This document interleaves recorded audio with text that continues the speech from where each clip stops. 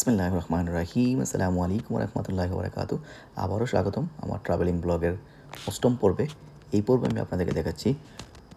So আমরা আমাদের তাওয়াফ কমপ্লিট করে কিন্তু সবাই এখানে দাঁড়িয়ে জমজমের পানি খায়। জমজমের পানি খাওয়ার পরে 2 রাকাত নামাজ, কাবার দিকে মুখ করে 2 রাকাত নামাজ এবং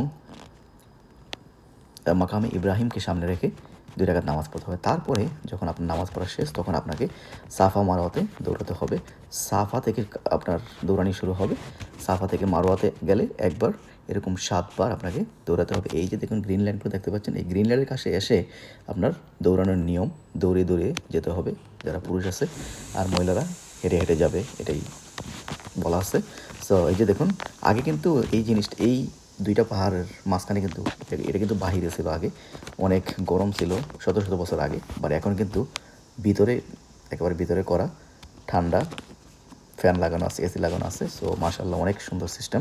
সো এইভাবে কিন্তু আপনাকে 7 বার দৌড়াতে হবে। সো আপনি আপনার দৌড় শুরু করবেন সাফা পাহাড় থেকে, আর যে শেষ হবে 7 বার যে শেষ হবে মারোয়াতে।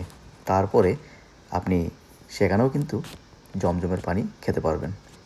এই যে দেখুন, অনেক মানুষ, হাজার হাজার মানুষ যাচ্ছে হেঁটে হেঁটে সাফা মারোয়াতে, অনেকে দৌড়াচ্ছে।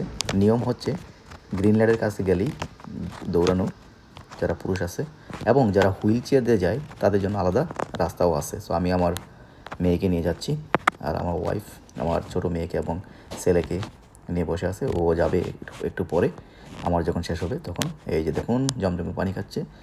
সো জমজমের পানিটা কিন্তু সব জায়গায়, মোটামুটি সব জায়গায় ব্যবস্থা আছে। এই যে দেখুন, তাওয়াফ করার পরেও কিন্তু পানি খেতে পারবেন। তারপরে এখানে দৌড়ানোর পরেও কিন্তু পানি খাওয়ার ব্যবস্থা আছে। এই যে দেখুন, ভেরি নাইস। এই যে আমার মেয়ে এবং আমরা দুজনেই যাচ্ছি সাফা মারোয়া পাহাড়ের যে 7 বার দৌড়াতে হয়। এখানে হযরত ইসমাইল আলাইহিস সালামের জন্য তার মা বিবি হাজেরা অনেক দৌড়িয়েছে। দৌড়ানোর কারণেই কিন্তু আল্লাহ রাব্বুল আলামিন এই জমজম কূপের ব্যবস্থা করে এখানে সাফা মারোয়া মাঝখানে। এই যে দেখুন যাচ্ছে অনেক মানুষ, হাজার হাজার মানুষ। সো এইভাবে আপনার এইটাও কিন্তু একটা উমরা এবং হজের অংশ।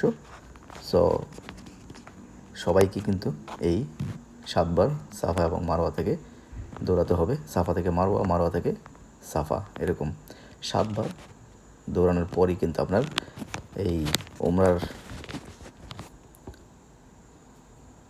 কাজ এখানে সম্পন্ন হবে। তারপরে আপনাকে যে কাজটা করতে হবে, উমরা এই দৌড়ানোর পরে 25 নম্বর গেট দিয়ে আপনাকে বের হতে হবে।